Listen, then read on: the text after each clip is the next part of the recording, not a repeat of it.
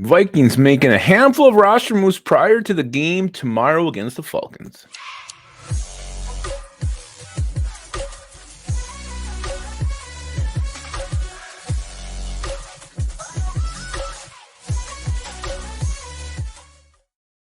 All right, welcome back to the Onebar and Lupagus show. I am Lupagus, and Minnesota Vikings making a handful of moves before the game tomorrow against the Falcons. Moves getting them ready, this roster ready to face those damn dirty birds. Before we talk about that, be sure to subscribe to the channel, download Underdog Fantasy, promo code SKOL. Most damn fun you can have on Sundays besides watching the Vikings is playing Underdog Fantasy. Do the pick'ems, higher or lower. It's it's easy, it's fun, it's glorious. Do it. Let us know how you do. All right, so Minnesota Vikings making some roster moves. And there's actually quite a few of them here. So the big one, the first one, is activating wide receiver Jalen Nailor to the 53-man roster. He had that open window.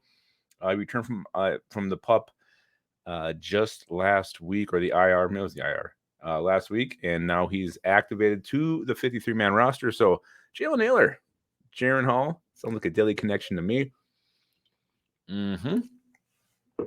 We've also elevated a couple guys from the practice squad to the active roster for tomorrow's game.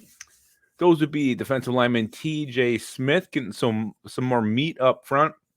And linebacker Nick Vigil is active for tomorrow's game. We'll see how much he plays, but I expect to see him on special teams.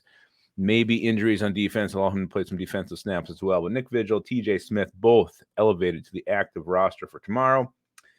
We also released guard Henry Bird from the practice squad. I forgot he was even on it, but we did replace him with another offensive lineman, Coy Cronk. Listed as an offensive lineman. He's actually played tackle. He played 3 games last season for the Jacksonville Jaguars. He actually started his NFL career with the Green Bay Packers. He was undrafted in 2021. Started the Packers, didn't catch on there. He went on to Jacksonville the following year. He was waived there. Did get in some games late in season last year against the Jets and the Chargers. He was on the Jags practice squad and then released probably when he was released November 3rd. Now we have him here in Minnesota. Coy Cronk is ours. We gave them Ezra Cleveland. We said, you know what? We're going to take Coy Cronk from you. Thank you very much. So some more depth at tackle on the practice squad for the Vikings. And that's kind of leads into the disappointing news that came out today in these roster moves.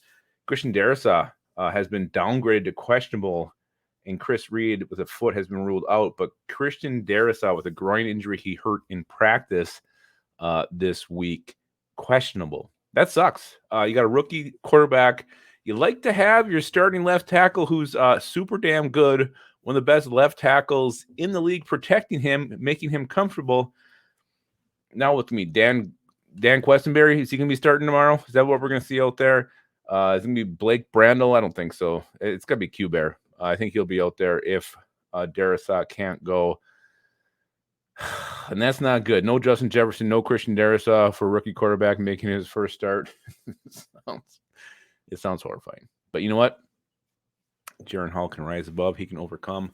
And he'll have to. We'll see. Hopefully, we'll just hope and pray that Darrisaw, someone does the Miyagi right over his big old massive groin area tonight and tomorrow morning and heals that thing, because without Christian Darrisaw, yikes, not good.